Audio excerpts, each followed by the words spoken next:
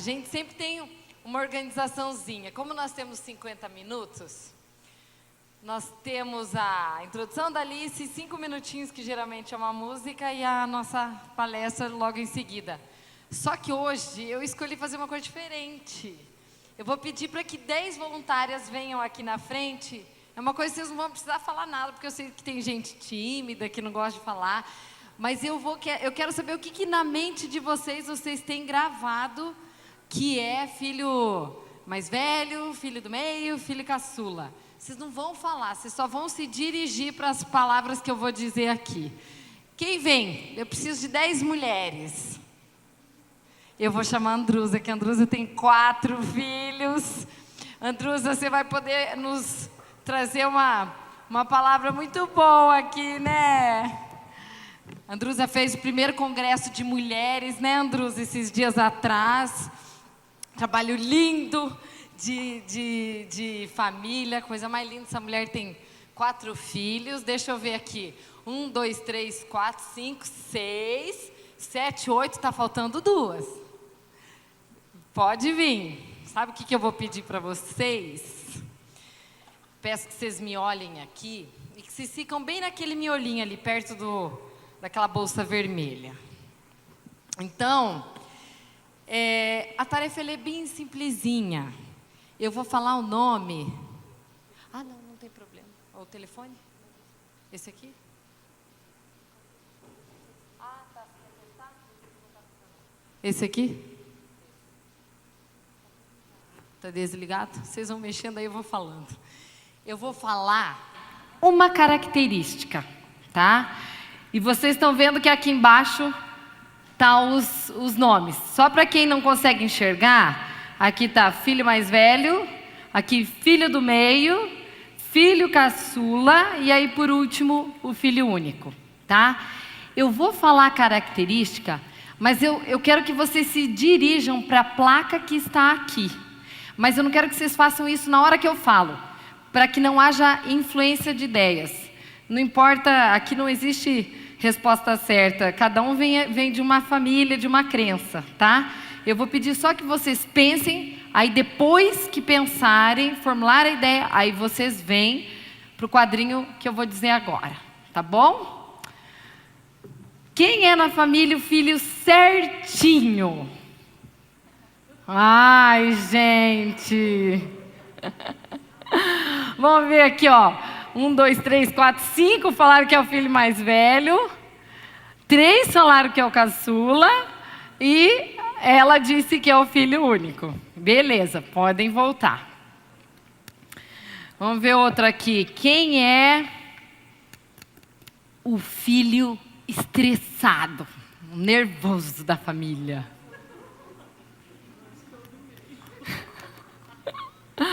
Meu Deus, coitado do mais velho, é o nervoso, é tudo.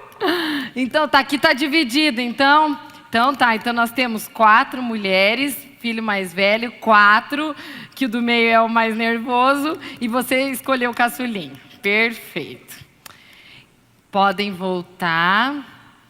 Agora, eu vou dizer assim, ó.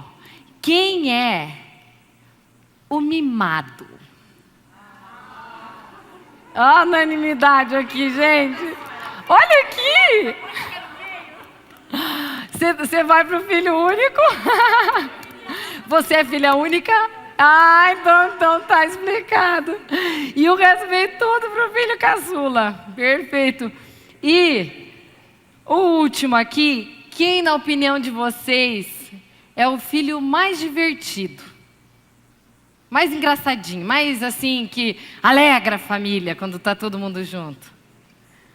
Esse aí as opiniões ficaram divididas. Vamos ver aqui. 2 para o mais velho. Rafa, você está aqui? No filho do meio? E aqui? 2. Você acha que vai ficar aqui? 1, 2, 3, 4, 5 para o caçula. Gente, vamos aplaudir essas mulheres. Eu quero...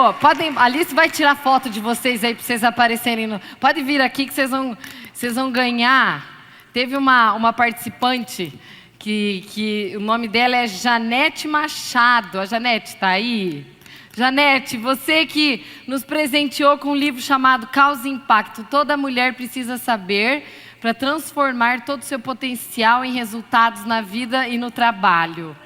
Você nos doou esse livro para que nós sorteássemos aqui, a gente te agradece muito. Janete, você não conhece aqui, eu vou pedir para que você venha escolher uma mulher que você possa presentear. E eu acho que eu já sei quem você vai acabar presenteando. Sabe por quê? Vamos ver se é essa. Vamos ver se é essa pessoa que eu estou achando aqui. Eu sei que você não conhece quem está aqui, Janete, mas eu acho que você vai lembrar de uma pessoa aqui que você se encontrou ano passado. E eu já explico para vocês que estão aí, para quem que você escolhe dar o livro que você mesmo... Tudo bom? Pode escolher. Quem que é a pessoa?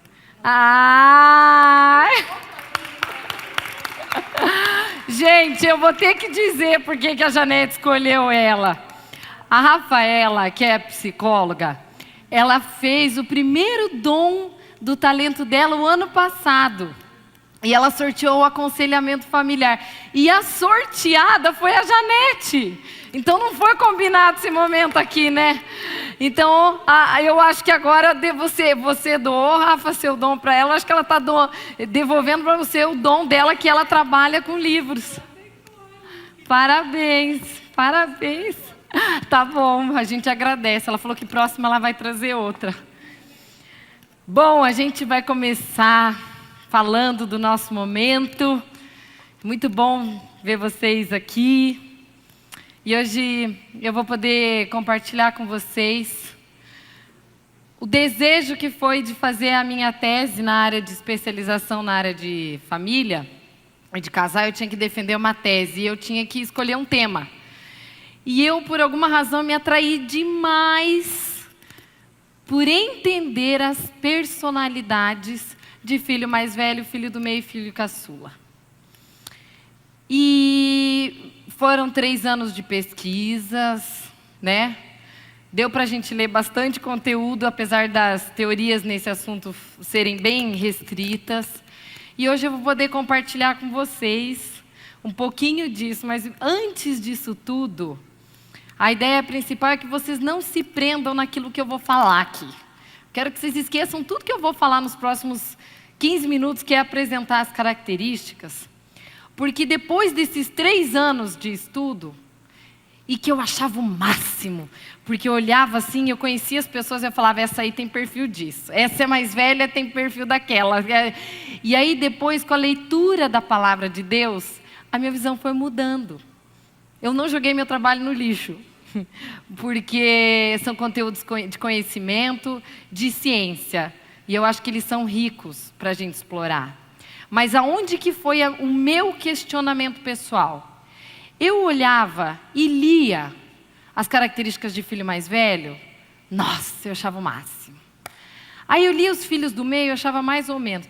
Quando eu comecei a ler teoria de filho caçula, gente, eu comecei a me desesperar. Eu falei, caramba, todo filho caçula vai ser desse perfil que as teorias científicas dizem que pode ser? Que ele é mimado, que ele é isso, que ele é aquilo. Eu não aceito isso, apesar de eu não ser filha caçula. Eu falei, eu acho que isso é muito determinista. E aí vem a palavra de Deus falando para a gente coisas novas, do tipo, não se amoldeie com as coisas desse mundo, mas renove a sua mente, para que você possa pensar como Deus pensa e não como os homens pensam, porque eles são falhos. Só que tem curiosidades muito ricas desse conteúdo, que é o que eu trouxe. Eu tive que espremer um monte, porque o que eu vou falar aqui é 5% do conteúdo das teorias. Mas elas foram enriquecedoras para mim, e uma coisa que eu tinha comigo era o seguinte, tá, tudo bem, estudei, já entendi que eles têm essas características, acho que muitas delas tinham a ver com as minhas crenças também, só que a pergunta é, eu vou querer ter filhos. Quando eu fiz essa tese, eu nem era mãe ainda, nem da primeira e nem da terceira. E aí eu pensei, eu falei, eu vim de uma família de 3 irmãs, eu sou a mais velha. Casei com um marido que ele vem de 3 filhos e ele é o mais velho. E a gente desejou ter 3 filhas. E agora? eu vou ter que repetir a mesma história de um jeito que talvez não seria o que a gente poderia entender como certo. Eu não queria que uma tivesse aqueles traços do mais velho, do meio, do caçula. Eu não acho legal. Se alguém pergunta às vezes para mim, essa é a caçula, essa é a do meio, essa é não sei quem, às vezes me causa desconforto por entender que a gente pode se olhar como se nós fôssemos únicas. E essa é a ideia do tempo que a gente vai estar aqui. Por isso, quero que vocês olhem o Dr. Rodrigo, que faz a publicidade, né, da arte das mulheres modernas, da moda antiga. Ele é inspirado por Deus, porque toda vez que ele me manda o flyer para a gente aprovar, eu olho e falo, mais uma vez esse homem foi guiado, porque vocês viram que tem uma mulher ali, se olhando no espelho. Por que não está filho mais velho, filho do meio, filho caçula ali?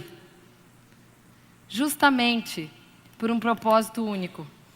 Você só vai conseguir colocar e ter os teus filhos e mudar a configuração familiar deles quando a sua mente mudar primeiro. Então, um pouco do que a gente vai falar hoje, vocês vão lembrar de cenas familiares de vocês, mas se você tem um filhinho e você quer construir a própria geração tua, faça tudo novo. Não siga padrões, não siga teorias. Você só nunca vai se arrepender de seguir aquilo que você sabe que é seguro, que é a própria palavra aqui.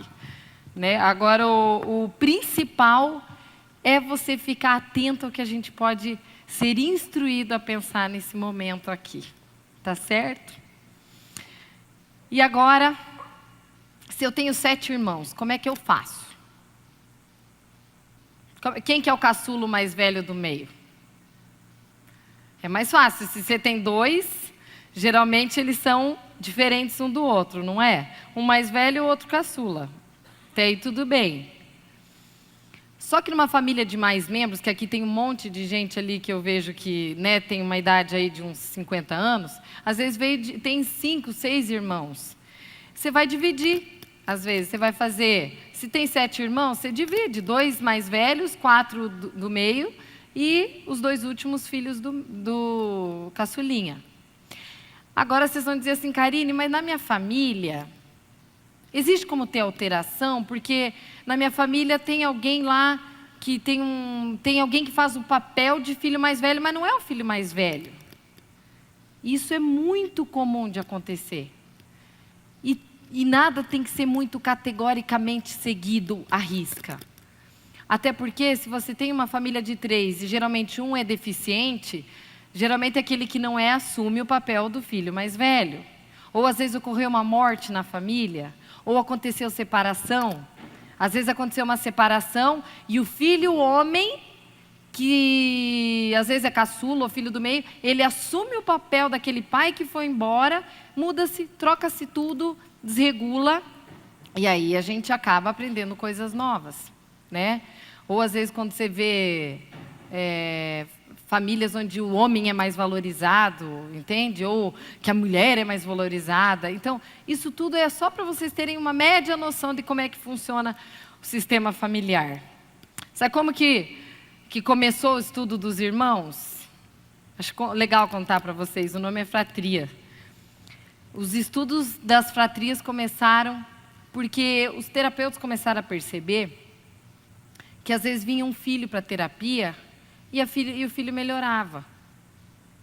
Passava um tempo, o outro filho dava problema. E eles começaram a perceber que tinha alguma ligação aí. Peraí, eles nunca tinham estudado sobre irmãos até então, só casal. E aí começou a despertar nos terapeutas o conhecimento de se aprofundar nas teorias de família, de personalidade de irmão, porque eles perceberam que tem influência sim, porque a família ela mantém um equilíbrio. E aí eu nem vou explicar isso mais, porque é muito teórico, muito técnico, e aqui eu estou aqui para falar de um outro tema, que é realmente a personalidade de cada um. E vou começar, sabe por quem? Pelo filho único. O que vocês aqui que estão mais pertinho de mim, o que vocês acham que a pessoa que é filha única, ou filho único, o que ele geralmente ouve dele, falar dele? Que filho único é o quê? Mimado. Egoísta. Não sabe dividir espaço. Exigente. E as nossas famílias estão mudando, vocês estão percebendo? Cada vez mais tem-se menos filhos.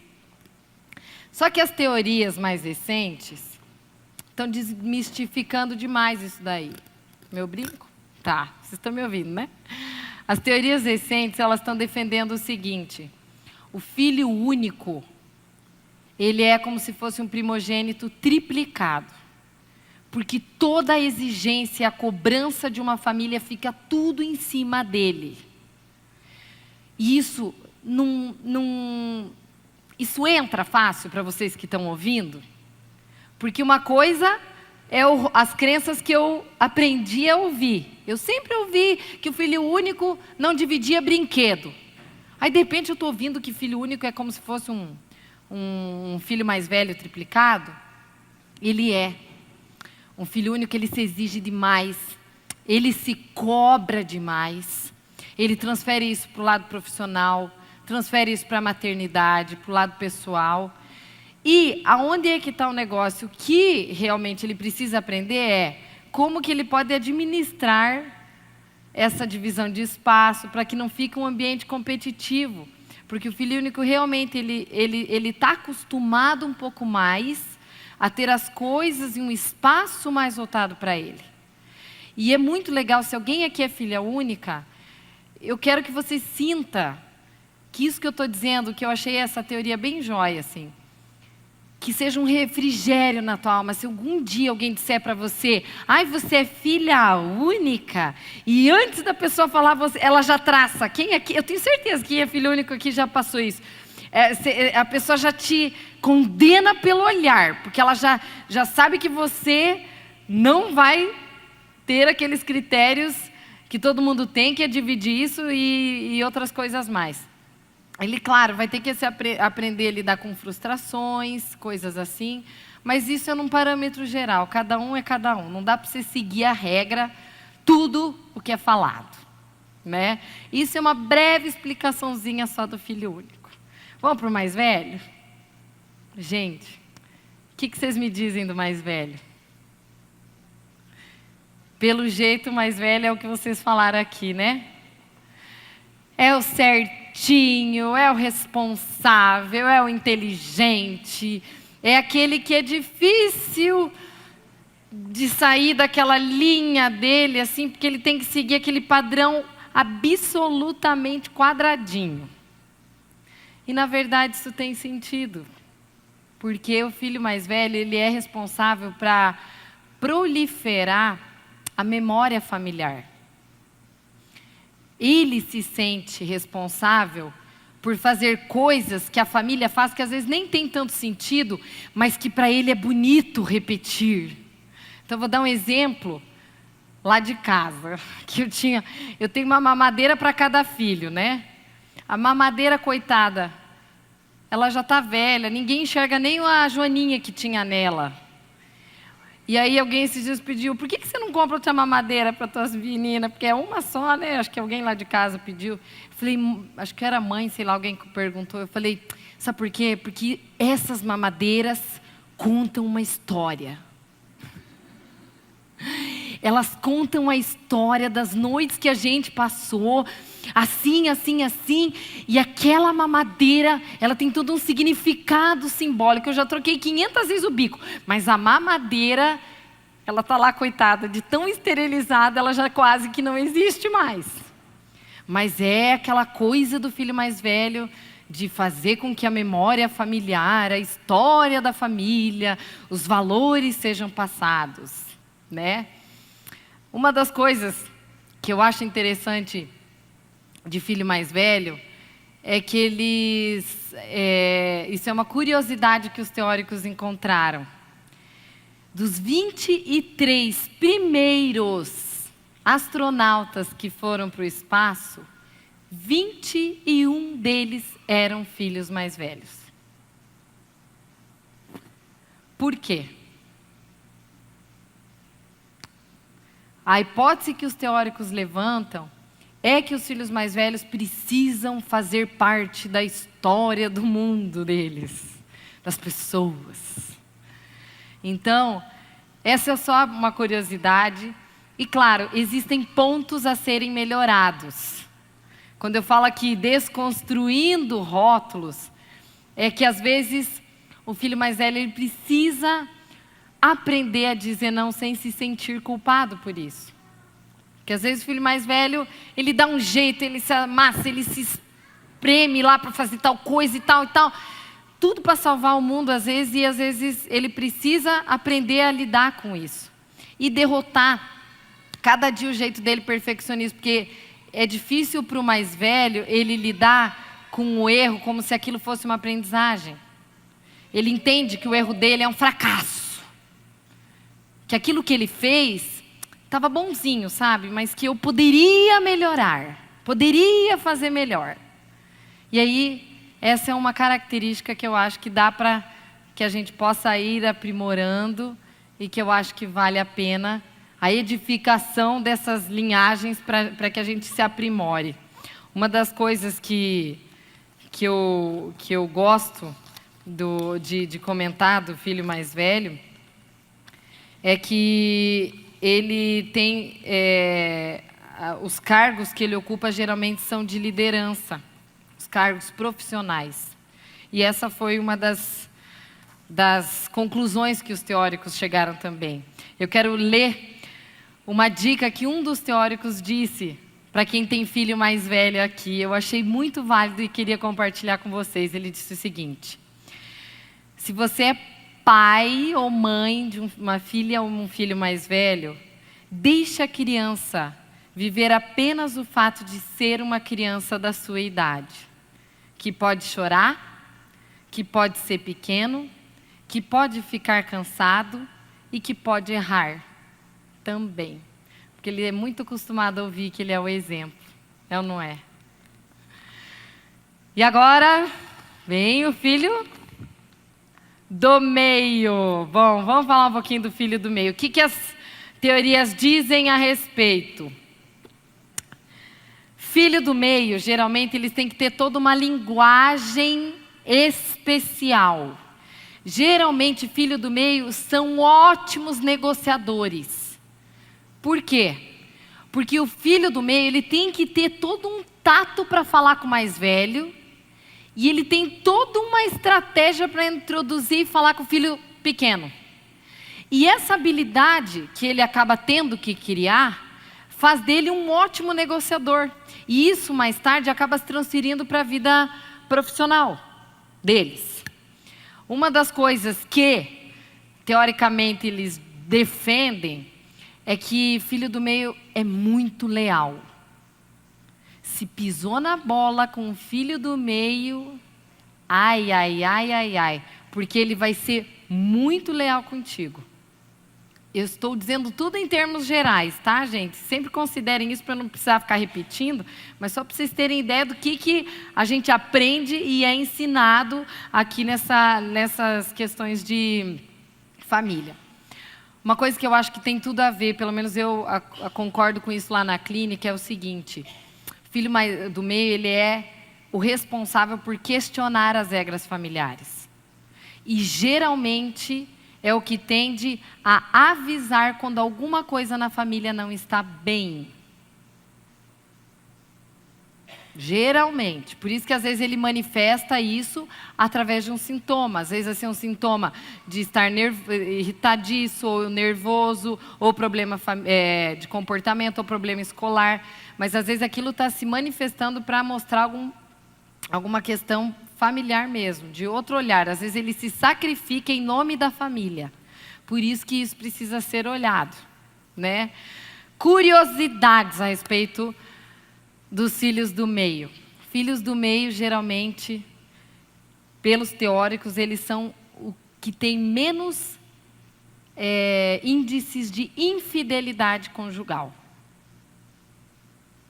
E são os que mais demoram, isso foi uma coincidência que esses teóricos acharam, que eles não encontraram base nem explicação, mas eles disseram. Geralmente eles são os que tendem a demorar mais para se encontrar na vida profissional. Por isso que muitas vezes, às vezes fazem uma faculdade, às vezes fazem duas, às vezes fazem aquela faculdade, mas não sabem para que leque de função que eles querem ir. Então tudo isso são construções que a gente vai criando e vai desmistificando e vai desconstruindo à medida que a gente vai evoluindo e amadurecendo. E a outra coisa que eles falam, que embora não pareça, filho do meio geralmente gosta de aplauso, isso diz mesmo. Mas embora não aparenta, eles são muito voltados na vida adulta a viver ligados à solidariedade. Mas na sua infância isso não é perceptível. Dados, tá? Trazendo dados. E quem nos resta? Os caçulinha. Ai, meu Deus, esses caçulinha. Foi aí que eu, honestamente... esqueci de falar uma coisa do filho do meio. A recomendação que os especialistas dão para filho do meio, eles são muito envolvidos na rotina do dia, eles têm que cuidar para que o estresse não esmague eles. Existe um índice absurdamente alto de filhos do meio com transtorno de ansiedade. Porque eles se cobram, eles vivem as situações antes delas acontecerem. Sabe? Eles concentram muito naquilo, às vezes nem a coisa aconteceu. Eu diria para vocês aquele versículo, basta cada dia que traga os seus próprios cuidados. Essa é uma boa forma da gente lidar com a ansiedade, né? Eu não posso me esquecer de falar disso, porque se tiver alguém aqui que é filho do meio, se vocês sentirem que às vezes a rotina esmaga e a ansiedade começa a ficar muito presente, acho que esse é um bom toque para a gente se lembrar. E os caçula, gente? Os caçulas são os que são vistos como os mimados, né? Os protegidos. Eles dizem aqui, teoricamente, que os caçulas são aqueles que você costumeiramente precisa apresentar a dona máquina de lavar louça, o doutor aspirador de pó, porque geralmente, em tese, podem ser mais poupados do que os outros que precisam estar mais na lida porque precisam ajudar. Vocês vão olhar numa família, vocês podem observar, todo filho caçula tem um coração generoso. Podem falar o que for do caçula, por isso que eu acho que eu peguei a minha teoria assim, eu falei assim, todo caçula eu quero que mude, porque eu não quero mais que fiquem falando que caçula é mimadinho, protegidinho, que tem que aprender a crescer porque se recusa a fazer crescimentos, né? E eu tenho uma boa explicação para dar para vocês.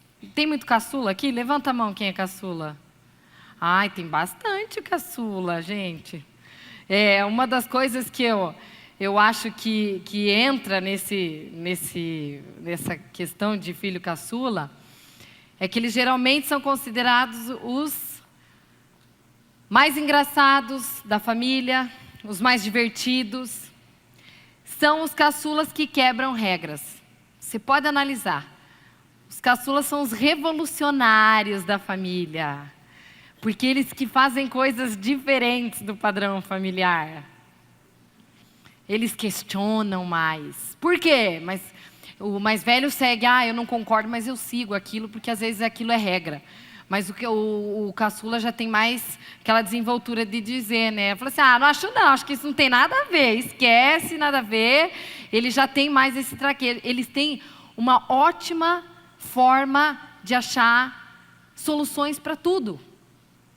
Eu achei tão interessante que ano passado, quem nos acompanha desde a primeira temporada das Mulheres Modernas, a moda antiga do ano passado, puderam ver que eu fiz uma viagem de estudo, né, para fora, e eu fui com a minha irmã, que é caçula. E eu olhei foi muito engraçado a minha vivência com ela, porque eu olhei ela no final da viagem e falei, nossa, como é curioso poder te olhar assim, você é minha irmãzinha, que não é irmãzinha, né, ela é maior que eu. E sabe o que eu percebi? Que você não precisa mais ser cuidada. Porque eu tinha aquela visão de que caçula tem que estar sempre na proteção. Eu, que sou irmã. E ela olhou para mim e ela falou, sabe o que eu percebi nessa viagem? Eu falei, fala. Ela falou assim, que você como filha mais velha precisa muito do meu olhar. E, gente, eu achei tão bonito. Agora ela está numa fase que ela está com o filhinho pequeno. E foi lindo o que ela fez, porque ela falou, eu vou começar a te olhar mais, Karine, porque sempre você nunca precisou. Filho mais velho não parece que não precisa. E ela que passou a minha roupa, que eu usei no mês passado da palestra, e ela fez aquilo com tanto carinho, ela olhou para mim e ela falou assim, permita com que eu te cuide. Olha que coisa mais linda. Eu fui embora com aquele cuidado dela respingou em mim de um jeito, eu senti ela inteira para aquilo. E é tão lindo porque você vê o coração de um filho caçula nessas horas. Embora ele pareça às vezes durão em alguns momentos, mas no fundo é uma manteiga. Confirmam mulheres caçulas. E uma coisa que eu quero falar para vocês. Se na família de vocês alguém falar que vocês são caçula ou inferiorizar, a Bíblia nunca vai dizer isso para vocês. Tá? Porque na Bíblia realmente existe sim a importância que deve se dar para filho mais velho, filho do meio, filho caçula, parará. Só que eu quero que você pense em duas pessoas que foram extraordinárias como personagens da Bíblia e que receberam graus de honra, de poder e de autoridade. Um que foi Davi, que lutou com Golias lá, ele virou rei depois, e foi considerado na Bíblia, um homem segundo o coração de Deus. Você vê como o coração do caçula é grande. E José não o pai de Jesus, o José do Egito lá, né? No Egito. José é aquele que tinha uma família, os irmãos ficaram ensumados, porque ele era mais paparicado, e ele veio depois a se tornar um governador, como se fosse assim do Egito na época, né? Eu acho que isso, se um dia, desconstrua, tá, gente? Se você tem um filho caçula, desconstrua a ideia de que ele vai ser assim, ou como se ele estivesse abaixo. Ele não está abaixo. E hierarquicamente nós somos todos iguais em termos de filho. Porque se um caçula cresce achando que só o mais velho é bonito, ou só que é o mais assim, ou do meio, ele fica com aquela ideia de inferioridade, de distanciamento dos irmãos, e isso não é legal. Eu preciso e quero que vocês possam estar com o coraçãozinho aberto para tirar. E isso reflete no casamento, tá? Se um filho caçula, ele vai com essa leitura para um casamento, ele tende a reproduzir isso na sua relação com a sua esposa. Se um filho caçula, ele casa com uma mulher mais velha, ou casa com uma filha única, tem alguns desafios aí pela frente. Mas não vou entrar no assunto, né? Eu só estou levando. Quando você vai entrevistar uma tata para ajudar lá na sua casa, ou você tem uma empresa e precisa fazer entrevista de funcionário, eu sugeria isso para vocês. Perguntem, você é filha mais velha, filho do meio, filho caçula, que eu acho que isso dá para você ter uma ideia legal. Agora, tem uma pessoa aqui, e eu acho que isso resume tudo que eu quero dizer até agora, que foi um autor, Kevin Leman. Eu gosto muito desse autor, porque de todos que eu estudei, eu achei ele mais coerente. Ele disse assim, os rótulos estão quase sempre relacionados à vivência dos pais no seio da própria família deles. Por isso que vocês precisam desconstruir primeiro na ideia de vocês, para os filhos de vocês não serem aquilo que vocês não querem que sejam. Os pais projetam sobre o filho as lembranças que têm do mais velho, do filho do meio, filho do mais novo, ou de qualquer outra posição. E ele diz, olha só, afirma a importância da gente nunca rotular, mas ele faz uma descontração dizendo o seguinte, ó. Se você tem um filho, um irmão mais sério, intelectual, estudioso ou empreendedor, há boas chances dele ser um primogênito. Se na mesma família você tem um irmão que é impetuoso, tipo relações públicas, sabe? Que pareça cercado de dezenas de amigos, provavelmente ele seja o filho do meio. E então vem aquele que sempre quer se exibir, que tem as menores chances de apanhar ou ser castigado pelos pais, e é geralmente aquele que leva o apelido na infância para a vida adulta. Este, sem dúvida, é quem? Esse sem dúvida, é o filho caçula. Isso aqui é tudo teoria. Tudo. Deixem tudo de lado. Esquecem de tudo que eu falei. Porque o meu coração, ele não está baseado nessas coisas de rótulo. E eu quero falar para vocês, porque o que vocês estão vendo aqui? Quem está conseguindo enxergar aqui? O que é isso aqui? Como é que vocês sabem que é coca se tem gente lá atrás que não consegue ler? Pelo rótulo. E às vezes a gente olha as pessoas com esse rótulo. O que a gente não sabe,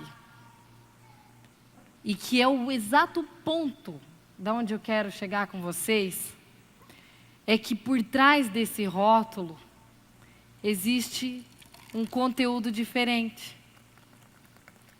E às vezes, se você não se disponibiliza no teu coração, de você parar de enxergar o rótulo, você não vai conseguir enxergar o que está dentro dessa pessoa. No início desse ano, a gente falou sobre como entrar no coração do seu filho. A gente falou sobre mesa, né? A importância da mesa na família. A gente falou sobre a educação suíça. A gente falou um pouco de casal. Só que é o seguinte, conhecimento na vida, teoria, gente, traz tudo orgulho. Isso não sou eu que estou falando, a palavra nos diz isso. Só que se você não tiver amor, você não vai ter sensibilidade para enxergar o teu filho, nem os teus irmãos, nem a tua família. É só o amor que consegue fazer com que você pare e consiga perceber não o rótulo, mas o que está dentro dele. E se você é de uma família que você veio e carrega aquela crença de que você é avoada, que você é nervosa, que você é mimada, está na hora de você desconstruir. Sabe por quê? Porque no final das contas, se você entender o fio da meada, lendo a Bíblia, você vai entender que no fim você pode ser mais velho, filho do meio, você pode ser caçula, você pode ser o que for. A gente vai ter que se aprimorar igual, para a gente ficar parecido com as características semelhantes com o que Jesus diz. E ele fala, me chama muita atenção, na Bíblia Jesus fala, ele só atribui a ele 2 características. Alguém sabe? Ele fala assim, eu sou manso e humilde de coração. A palavra de coração me chama a atenção, porque a pessoa que ela é mansa e humilde para os outros é uma coisa, a pessoa que ela é mansa e humilde de coração, ela faz aquilo para dentro, ela não precisa provar para os outros que ela é humilde. E olha a importância da gente imitar o espírito manso e dócil que Jesus tinha. Inclusive os homens, que às vezes crescem, eu sei que tem homens aqui, né? A gente vem de uma construção de uma sociedade que fala que o homem tem que ser o fortão, o que decide, o que faz. O homem mais bem resolvido emocionalmente falando é Jesus, e é ele que a gente tem que imitar.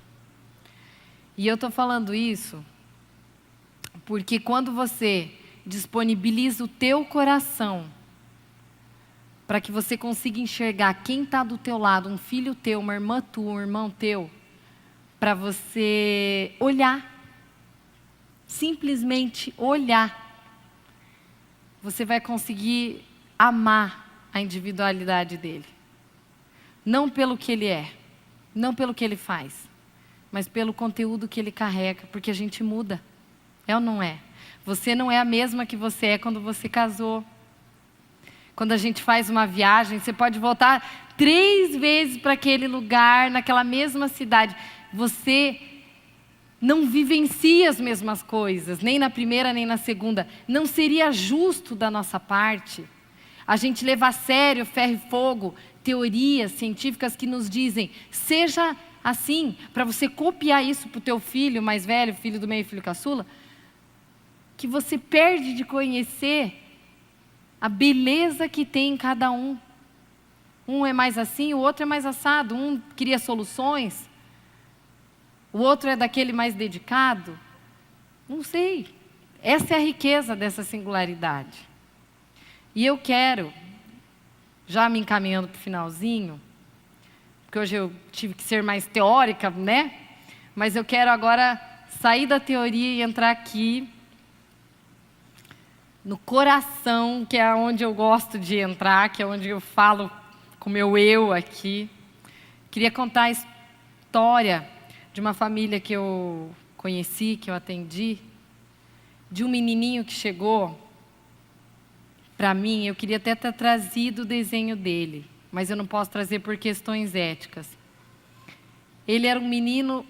Eu não quero falar o que ele é, se era a caçula do meio mais velho, mas ele era aquele menino que ninguém suportava. A escola inteira conhecia a fama do Piá. Os pais já tentaram tudo para aquele menino. Ele já estava até assim, ficando chato até em aniversário, porque ninguém mais suportava. Todo mundo, as mães já comentavam, olha o fulano de tal, ele estava na festa, subiu na mesa. Cadê aquela mãe que não faz nada? Meu Deus do céu, e eu só ouvia e mal eu sabia que eu tinha a vidinha dele para cuidar. E aí eu olhei para aquele menino e me deu uma compaixão tão grande, porque eu pensei, quem olha para ele? Professora nenhuma aguentava mais olhar aquele piá. Elas já tinham se mudado de professora 3 vezes. Até que eu tive um encontro com os pais e eu falei, Deus, eu me desarmei de toda a teoria científica da psicologia. Falei, Senhor, me guie e me dê uma palavra e alguma técnica que eu possa usar com essa família para que eles possam desconstruir os rótulos que formaram desse rapaz.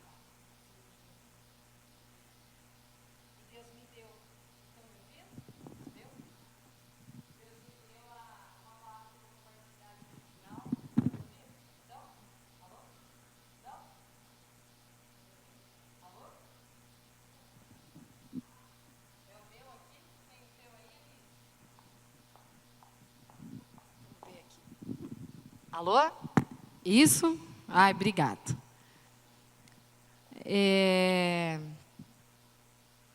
Eu li uma palavra que dizia assim, que todos nós somos membros de um só corpo. Que a gente nunca poderia tratar um membro como inferior. E aquilo que eu li, eu vou ler depois com calma, bem rapidinho para vocês, mas aquilo me deu inspiração para eu fazer uma técnica com aquela família. E eu chamei os pais e falei, gente, desenhem aqui, vocês dois chegam em comum acordo e desenhem um corpo, tá? E eu quero que vocês desenhem na família de vocês quem é cada parte do corpo. Então, e o que eles decidiram escrever? Eles falaram, bom, então a gente decidiu que o pai é o cérebro. Aí os dois concluíram que a mãe é o coração. E eu pedi, e o fulano de tal? Pedi do outro irmão. Esse aí eu nem sei o que ele é, porque ele é o funcionamento interno inteiro, porque esse é É o orgulho da nossa casa. E aí começou a me dar dor por aquele menino, sabe, que era o rejeitado. E aí eu olhei para eles e falei, e o que vocês decidiram que é a parte do menininho? Sabe o que eles me disseram? Acho que aqueles pais estavam tão cansados, eles falaram assim, fulano é o pelinho do corpo. Aí eu, nossa, o pelinho do corpo? Mas por que o pelinho do corpo? Pelinho do corpo não funciona para nada. Isso foi o que eu ouvi daqueles pais. Pelinho não funciona para nada. Aí eu dei de tarefa. Então vocês vão procurar no Google para que o pelo serve no corpo humano. Porque eu sei que o pelinho serve para ajudar quando a temperatura começa a ficar fria, para defender ele levanta. Será que na sua casa não está acontecendo, papai e mamãe, alguma coisa, às vezes, no relacionamento de vocês, que esse filho está se levantando para sinalizar, ele está se sacrificando em nome dessa família para salvar a sua família de alguma coisa, de um futuro divórcio, alguma coisa? E foi mais ou menos por aí que a linha que eu dei, até que chamei o menininho. Gente, eu tenho o desenho do menino aqui comigo. Ele falou assim... que seu pai é? Ele falou, meu pai é o cérebro. Que a sua mãe é? Sabe o que ele desenhou? Um esqueleto. E eu pedi por quê?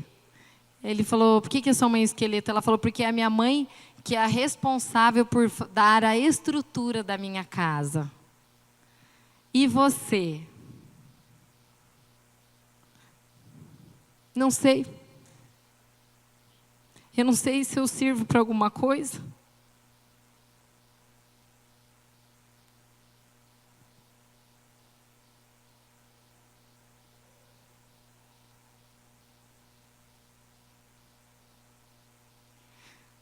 Graças a Deus, que depois de um tempo, esse menino foi restaurado. E as últimas notícias que eu tive dele é que ele não faz mais fiasco nos aniversários. Que ele mudou de escola, que ele está tendo boas notas. E que esses pais desconstruíram a visão que eles tinham dele.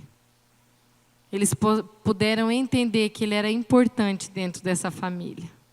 Quando os pais mudaram o olhar deles para esse menino, os comportamentos deles, dos pais, afetaram o menino. E o menino começou a se olhar diferente. Eu estou dizendo isso, gente, porque a gente precisa olhar. Nós precisamos olhar para aquele aluno que ninguém quer. A gente precisa olhar não para o filho que é doente, mas a gente precisa olhar aquele filho que não dá trabalho. A gente precisa olhar, se você tem alguém na família que está doente, não olhe só para aquele que está doente. Olhe para aquele que cuida do doente. Esse precisa do teu olhar. Você precisa olhar para um filho mais velho. Precisa olhar para o filho do meio.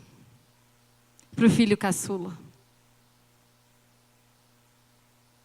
E eu falo isso porque eu me baseei numa palavra que é o que eu gostaria muito de deixar para vocês, principalmente deixando bem frisado esse negócio. Não acreditem que vocês são filhos nervosos, irritados, irresponsáveis, mimados, nada. Mas gravem essa história do menininho, do pelinho do corpo, e olha como tem a ver com isso que eu vou ler aqui, para vocês entenderem como isso aqui é precioso, porque tem a ver com essa técnica que eu desenvolvi. O corpo não é um só membro. Se disser o pé, por que não sou mão, não sou do corpo, nem por isso você deixa de ser do corpo. Isso aqui tem a ver com comparação de irmãos. Foi o que esse menino falou. Ele falou para mim, Karine, eu acho que o meu irmão é tudo legal. E eu não sei, nem sei que membro que eu sou. Olha que lindo, ó. Se disser o pé, por que que eu não sou a mão? Por que que eu não sou que nem a fulano de tal? Nem por isso eu vou deixar de ser visto por Deus como único. Mas Deus dispôs os membros, colocando um deles no corpo, conforme Ele se agradou. É certo que devemos ter muitos membros, mas devemos ter um só corpo. Isso demonstra a importância da nossa unidade, da importância do casal estar unido, da importância da família estar unida. Não podem os olhos dizer para a mão, não precisamos de ti. Vamos falar aqui, ó, não pode os pais dizerem, esse aqui é o pelinho do corpo, não preciso de ti. Nós não precisamos de vós. Pelo contrário, e aí vai se encaminhando para o final. Os membros do corpo, que parecem ser os mais fracos, são os necessários. E os que nos parecem menos dignos no corpo, são aqueles que nós damos muito maior honra. É ou não é verdade? Às vezes você, mulher, vai dar honra para o quê? Para os atributos que a sociedade valoriza. Os seios, a bunda. Só que esses não são os órgãos mais importantes. Os que são mais importantes, segundo a palavra, são aqueles que estão escondidinhos, protegidos. Concordo? E é o que está dizendo aqui. É coisa mais linda. Aqueles que nós damos honra não são os mais importantes. E aqueles que estão escondidos são os que a gente precisa passar carinho. Então, a minha ideia, e olha só como ele encerra, que eu achei a coisa mais linda. De maneira que, se um membro sofre, todos devem sofrer com ele. E se uma pessoa da sua família é honrada, com eles todos vão se alegrar. Ora, vós sois do corpo de Cristo. E individualmente, vocês fazem parte desse corpo. Quando o teu fígado não trabalha bem, quem avisa? A dona dor de cabeça, não é?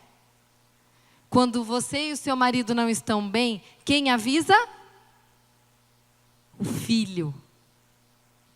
Resumindo, essa família, esse filhinho, visto como o pelinho do braço, ele foi o responsável para ter ajudado aqueles pais a se olharem. Porque os pais estavam muito acelerados, extremamente estressados. Eles estavam no automático, fazendo 1001 coisas sem perceber. E se não fosse o sintoma do filho, esses pais não teriam desacelerado na vida profissional e ter organizado melhor as coisas. Se eu tivesse que fazer vocês esquecerem e gravar uma frase do que a gente falou aqui nessa noite, eu diria: lembrem da Fanta, lembra da Coca, tá? E só tem uma coisa que você pode fazer para que isso aconteça. É você ter o carinho de olhar.